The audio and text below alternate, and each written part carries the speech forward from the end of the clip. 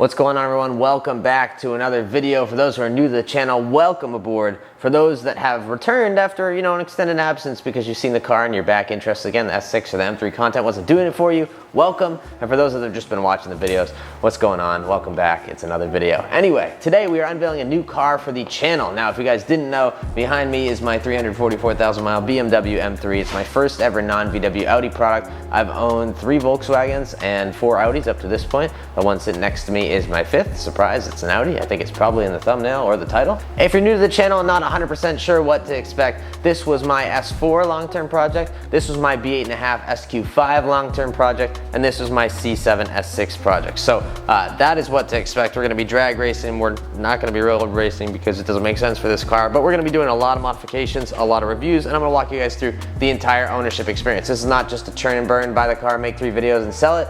This is a long-term car for me and my family, and I'm very excited about it. So let's jump back to where the last video ended and then head over to the dealership.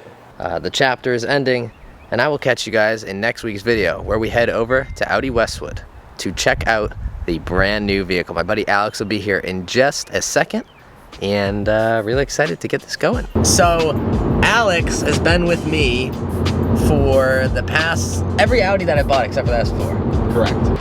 From here? Yeah. Oh, wrong door. Here you go, sir. 2,000 years later. All right, Philippe took care of me here. Here she is. That's exciting. Yeah, this is sick. This is the right decision.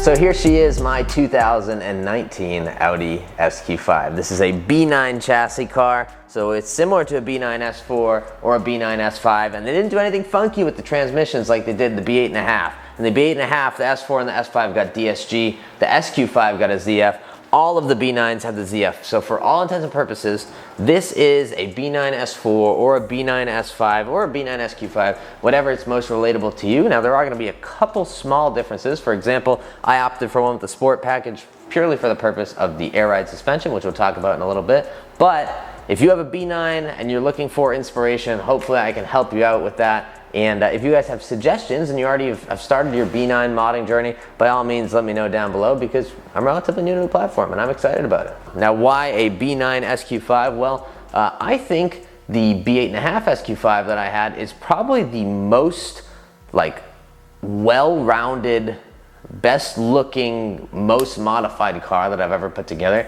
And I really had a great time in that car. Now, my ultimate goal with that car was to make it reliable, fun, fast enough to enjoy so I could save up to buy the S6.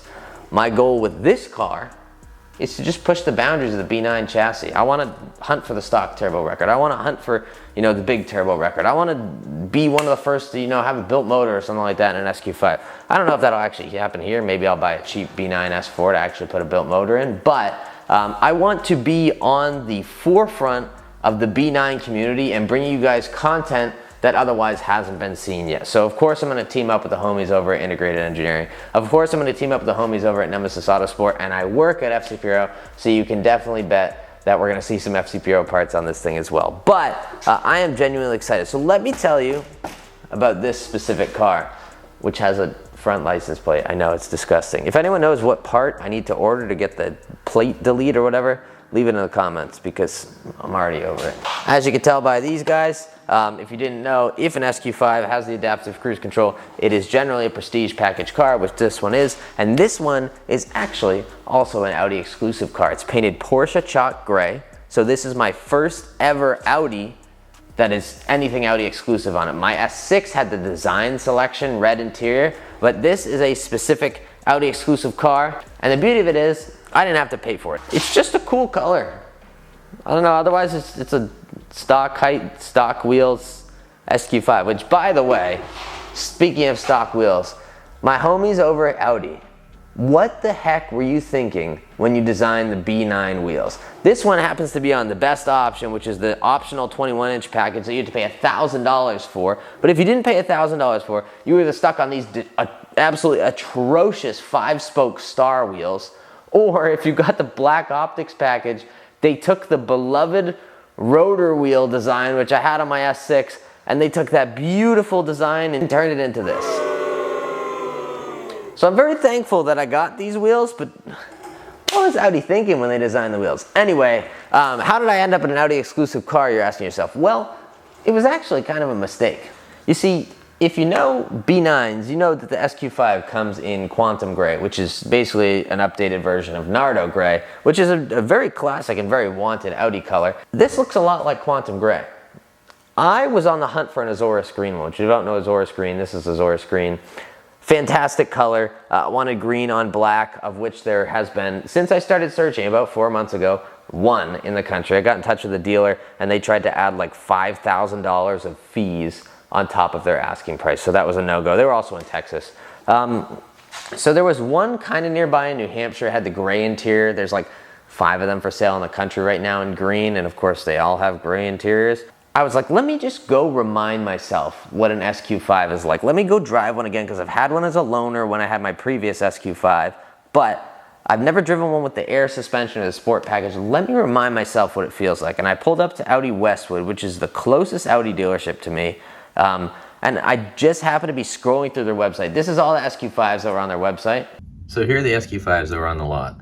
I don't want a 9.5, too much money.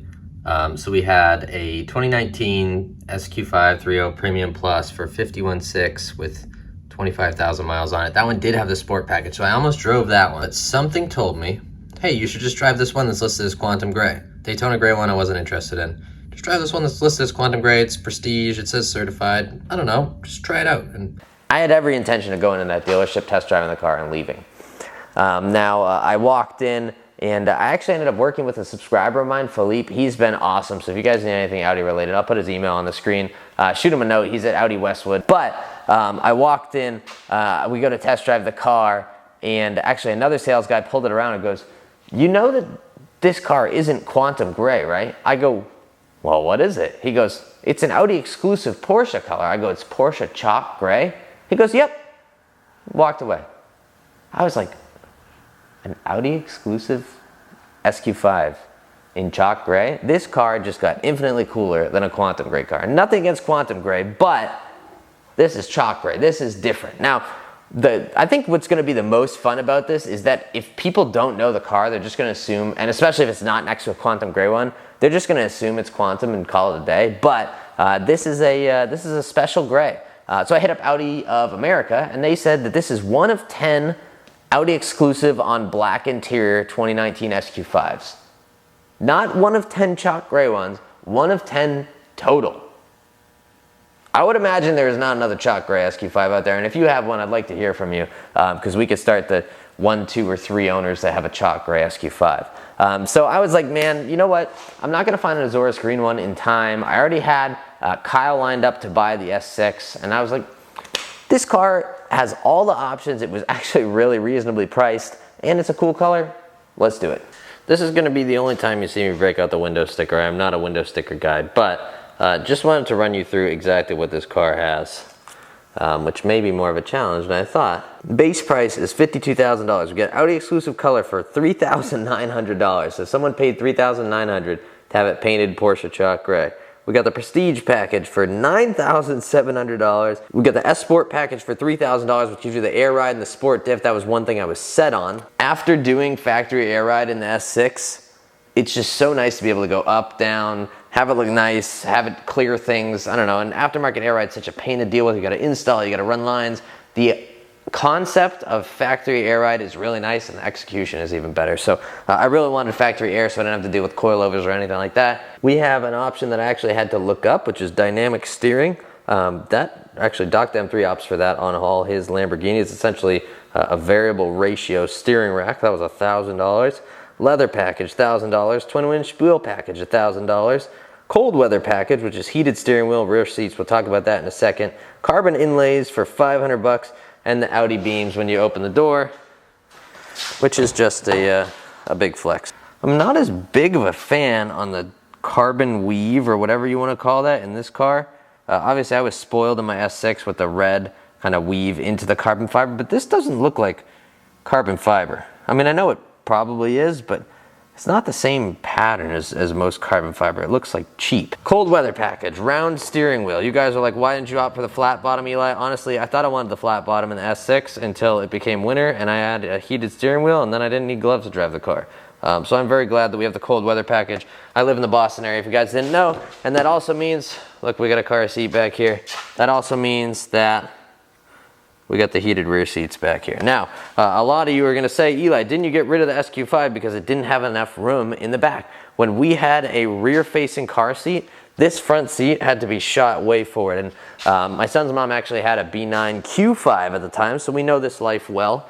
This seat had to be way, way, way forward. Now that he's in a rear-facing car seat, all we have to worry about is him being respectful with his feet, which, you know how that goes. I hope you guys enjoyed this video. If you're new to the channel, please consider clicking subscribe. We're gonna have a lot more videos on this car coming, as well as the M3. If you're interested, go back and check out some of the old videos. I have a full playlist on all of my B9 Sq5 shenanigans. And as always, thank you guys for watching. Go out there and spread some positivity. And I will catch you guys in the next video, because we're starting our B9 journey. We also have some mods already for this. I got lowering links. I got different brake pads to try because the brake dust is already driving me nuts. And we got to put the spacers on from the last SQ5. Just rite of passage. Catch you guys in the next one.